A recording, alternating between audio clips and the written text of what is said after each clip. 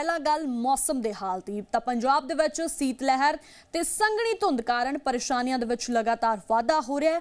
ਲੋਹੜੀ ਵਾਲੇ ਦਿਨ ਵੀ ਪੰਜਾਬ 'ਚ ਧੁੰਦ ਤੋਂ ਕੋਈ ਰਾਹਤ ਨਹੀਂ ਹੈ ਤਾਂ ਮੌਸਮ ਵਿਭਾਗ ਨੇ ਅੱਜ ਵੀ ਪੰਜਾਬ ਸਮੇਤ ਉੱਤਰ ਭਾਰਤ ਦੇ ਕਈ ਸੂਬਿਆਂ ਦੇ ਵਿੱਚ ਸੰਘਣੀ ਧੁੰਦ ਤੇ ਸੀਤ ਲਹਿਰ ਦਾ ਅਲਰਟ ਜਾਰੀ ਕੀਤਾ ਹੈ। ਤਾਂ ਹਿਮਾਚਲ ਦੀ ਗੱਲ ਕਰੀਏ ਤਾਂ ਹਿਮਾਚਲ ਪ੍ਰਦੇਸ਼ ਦੇ ਵਿੱਚ ਵੀ ਸੀਤ ਲਹਿਰ ਤੇ ਸੰਘਣੀ ਧੁੰਦ ਕਾਰਨ ਸੀਤ ਲਹਿਰ ਦਾ ਸਿਤਮ ਜਾਰੀ ਹੈ ਤਾਂ ਮੌਸਮ ਵਿਭਾਗ ਨੇ सूबे के मैदानी इलाकों के धुंध ते सीत लहर का अलर्ट जारी किया है। उत्थे ही पहाड़ी इलाकों के हल्की बर्फबारी की संभावना जाहिर की गई है।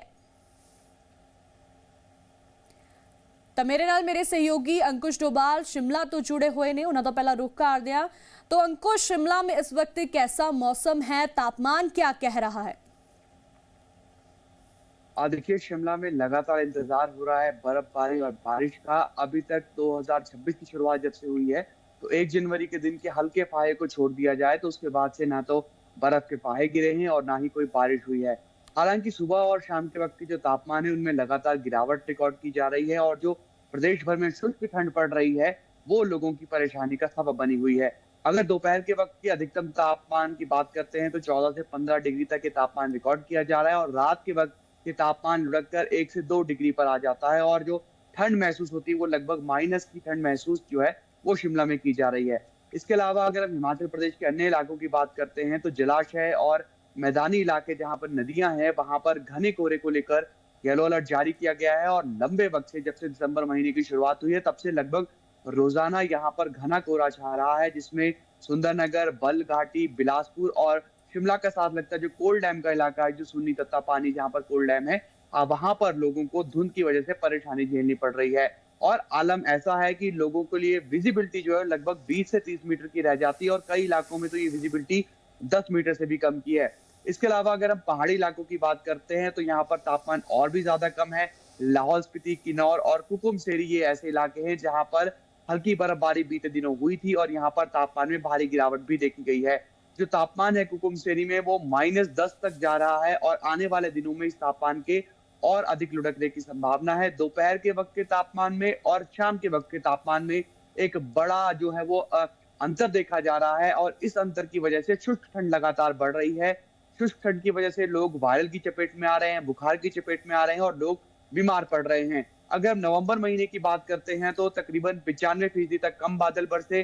दिसंबर महीने में तो लगभग 100% ऐसे हालात थे और अगर हम जनवरी महीने की भी बात करते हैं तो तकरीबन 70% तक कम बादल बरसे हैं, क्योंकि ये जो पूरा सर्दी का मौसम रहा, अगर इन आंकड़ों पर नजर डाली जाए तो बेहद कम बर्फबारी और बारिश हुई है और ये हिमाचल प्रदेश की बागवानी के लिए, किसानी के लिए और यहाँ के पर्यटन कारोबार के लिए भी एक बुरी खबर है। क्योंकि अगर हम यहाँ की हिमाचल प्रदेश की सेब बागवानी की बात करते हैं तो सेबों के लिए नमी बहुत ज्यादा जरूरी होती है। चिलिंग आज तो पूरे हो जाते हैं लेकिन जो नमी है जो बर्फबारी के बाद मिलती है वो लोगों को परेशानी झेलनी पड़ रही है। इसके अलावा अगर हम किसानी की बात करते हैं तो कनक बीजने का मौसम जा चुका है।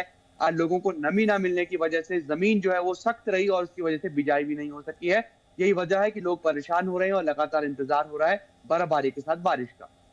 अंकुश, मौसम विभाग की तरफ से कोई अलर्ट जारी किया गया है या कोई संभावनाएं जताई गई हैं कि कब तक बारिश हो सकती है या बर्फबारी के अनुमान कब तक लगाए गए हैं? देखिए, आने वाले दिनों की अगर हम बात करें तो आने वाले दिनों में तो फिलहाल मौसम साफ बने रहने का पूर्वानुमान है और 1 जनवरी महीने का जो आउटलुक जारी किया गया था मौसम विज्ञान केंद्र शिमला की ओर से उसमें यह बताया गया था कि इस बार 60% तक कम बारिश का अनुमान है और इसके अलावा अगर बर्फबारी की बात करें तो बर्फबारी भी सामान्य से कम होगी और वही स्थिति हम लगभग देखने के लिए हमें यहाँ पर मिल भी रही है। जनवरी का आधा महीना जा चुका है, बर्फबारी बारिश का इंतजार लगातार बढ़ता जा रहा है और ये भी बुजुर्ग कहते थे कि जब लोहड़ी निकल जाती है तो उसके बाद जो बर्फ पड़ती है वो कम जमती है। लोहड़ी से पहले पड़ने वाली बर्फ ज्यादा जमती है और उसका ज्यादा फायदा भी मिलता है। लेकिन अब हम देख रहे हैं कि लोहड़ी का त्योहार भी जा चुका है। अब जो बर्फबारी होगी तो वो बर्फबारी कहीं ना कहीं लोगों के लिए एक परेशानी का सबब भी बनेगी और जिस तरह की बर्फबारी की उम्मीद और लोगों को जरूरत थी वो फिलहाल पूरी होती हुई हमें इस बार नजर नहीं आई है। अंकुश, अगर बर्फबारी की जैसे बात की जा रही है कि बर्फबारी अभी तक नहीं हुई है तो क्या जो सैलानी शिमला की तरफ रुख कर रहे थे बर्फबारी के लिए, क्या उनकी आमद में कोई कमी आई है? क्योंकि बर्फबारी तो इस बार नहीं हुई है तो क्या सैलानी अभी भी वहां पहुंच रहे हैं? देखिए, हिमाचल प्रदेश की जीडीपी में पर्यटन कारोबार का तकरीबन 9% हिस्सा है और ये एक हम्म। बड़ी जीडीपी का हिस्सा माना जाता है। लाखों लोगों का जो रोजगार है, कारोबार है, वो पर्यटन के साथ जुड़ा हुआ है।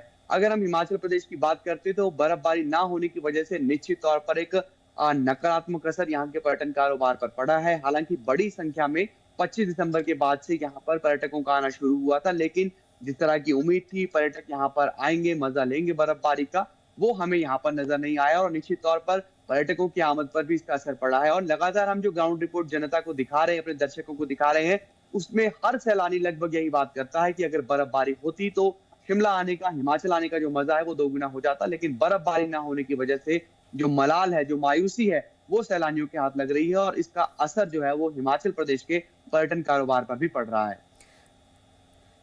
ठीक है अंकुश, तो आप हमें यूं ही तस्वीरें दिखाते रहें तो उधर रुख ਕਰਦੇ ਹਾਂ ਜਿੱਥੇ ਮੇਰੇ ਨਾਲ ਮੇਰੇ ਸਹਿਯੋਗੀ ਰਮਨ ਖੋਸਲਾ ਹੁਸ਼ਿਆਰਪੁਰ ਤੋਂ ਜੁੜੇ ਹੋਏ ਨੇ।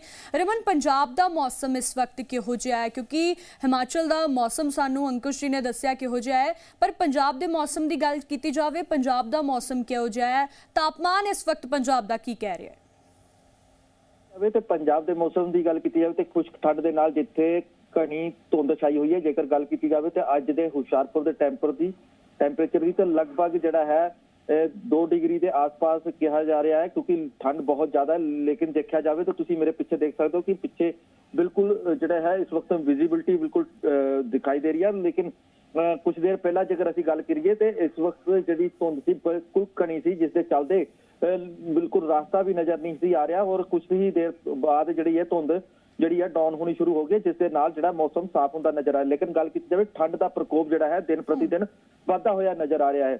ਸਾਡੇ ਨਾਲ ਕੁਝ ਲੋਕ ਵੀ ਮੌਜੂਦ ਨੇ, ਉਹਨਾਂ ਨਾਲ ਵੀ ਗੱਲ ਕਰਾਂਗੇ। ਤੁਹਾਨੂੰ ਸਰ ਕਿਸ ਤਰ੍ਹਾਂ ਦੀ ਠੰਡ ਹੈ, ਕਿਸ ਤਰ੍ਹਾਂ ਦਾ ਤੁਸੀਂ ਕੀ ਬਹੁਤ ਹੈ ਜੀ, ਬਹੁਤ ਠੰਡ ਹੈ ਜੀ, ਧੁੰਦ ਬਹੁਤ ਹੈ ਜੀ, ਕੰਮ ਤੇ ਜਾਣਾ ਔਖਾ। ਹਾਂਜੀ ਬਿਲਕੁਲ ਗੱਲ ਕੀਤੀ ਜਾਵੇ ਤੇ ਕੁਝ ਲੋਕ ਨੇ, ਇਹਨਾਂ ਦਾ ਕਹਿਣਾ ਹੈ ਕਿ ਠੰਡ ਬਹੁਤ ਜ਼ਿਆਦਾ ਹੈ ਔਰ ਜਿਸ ਦੇ ਚੱਲਦੇ ਕੰਮ ਕਰਨਾ ਵੀ ਬਹੁਤ ਜ਼ਿਆਦਾ ਔਖਾ ਹੋਇਆ। ਸਵੇਰ ਦਾ ਸਮਾਂ ਹੈ ਕਿਉਂਕਿ ਹੱਥਾਂ ਨੂੰ ਠੰਡ ਜਿਹੜੀ ਹੈ ਜ਼ਿਆਦਾ ਮਹਿਸੂਸ ਹੁੰਦੀ ਹੈ ਔਰ ਖਾਸ ਕਰਕੇ ਜਿਹੜੇ ਮਜ਼ਦੂਰ ਤਬਕੇ ਨਾਲ ਜੁੜੇ ਹੋਏ ਲੋਕ ਨੇ, ਉਹਨਾਂ ਵਾਸਤੇ ਕਾਫੀ ਮੁਸ਼ਕਲਾਂ ਹੁੰਦੀਆਂ ਨੇ। ਰਮਨ, ਕੀ ਪੂਰੇ ਦਿਨ ਇਸੇ ਤਰੀਕੇ ਨਾਲ ਧੁੰਦ ਦਾ ਕਹਿਰ ਜਾਰੀ ਰਹਿੰਦਾ ਹੈ ਜਾਂ ਮੌਸਮ ਜਿਹੜਾ ਉਹ ਸਾਫ਼ ਹੋ ਜਾਂਦਾ ਹੈ ਕਿ ਸੂਰਜ ਦਿਖਾਈ ਦਿੰਦਾ ਹੈ ਜਾਂ ਇਸੇ ਤਰੀਕੇ ਦੇ ਨਾਲ ਪੂਰਾ ਦਿਨ ਧੁੰਦ ਦਾ ਕਹਿਰ ਹੀ ਲਗਾਤਾਰ ਬਣਿਆ ਰਹਿੰਦਾ ਹੈ?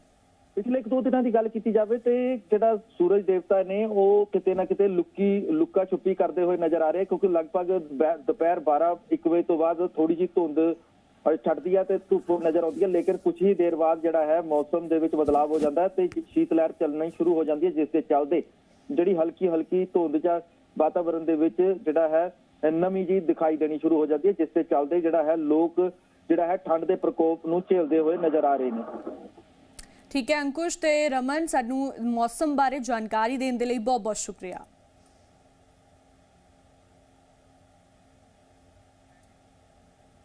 ਤਾਂ ਮੌਸਮ ਦੇ ਜਿਹੜੀ ਸੀਤ ਲਹਿਰ ਦਾ ਕਹਿਰ ਲਗਾਤਾਰ ਜਿਹੜਾ ਜਾਰੀ ਹੈ। ਮੌਸਮ ਵਿਭਾਗ ਦੇ ਵੱਲੋਂ ਵੀ ਜਿਹੜਾ ਸੀਤ ਲਹਿਰ ਦਾ ਅਲਰਟ ਜਾਰੀ ਕੀਤਾ ਗਿਆ। ਉਧਰ ਪਹਾੜਾਂ ਦੇ ਵਿੱਚ ਹਾਲਾਂਕਿ ਬਰਫ਼ਬਾਰੀ ਉਸ ਤਰੀਕੇ ਦੇ ਨਾਲ ਨਹੀਂ ਹੋਈ ਹੈ, ਪਰ ਉੱਥੇ ਹੀ ਜੇਕਰ ਪੰਜਾਬ ਦੀ ਗੱਲ ਕੀਤੀ ਜਾਵੇ ਤਾਂ ਪੰਜਾਬ ਦੇ ਵਿੱਚ ਠੰਡ ਦਾ ਕਹਿਰ ਲਗਾਤਾਰ ਜਾਰੀ ਹੈ। ਇਸੇ ਦੇ ਚੱਲਦੇ ਪੰਜਾਬ ਦੇ ਸਕੂਲਾਂ ਦੇ ਵਿੱਚ ਵੀ ਛੁੱਟੀਆਂ ਦੇ ਵਿੱਚ ਵਾਧਾ ਕੀਤਾ ਗਿਆ ਸੀਗਾ।